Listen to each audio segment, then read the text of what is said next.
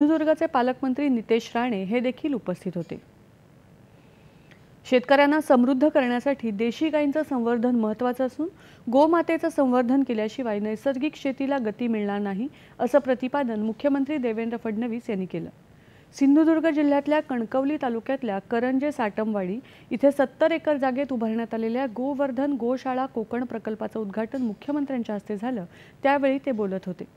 गोवर्धन गोशाळा कोकण हा प्रकल्प तातू सीताराम राणे ट्रस्टच्या माध्यमातून राबवण्यात आला असून गावाच्या विकासासाठी गोमातेचं महत्त्व खूप मोठं आहे।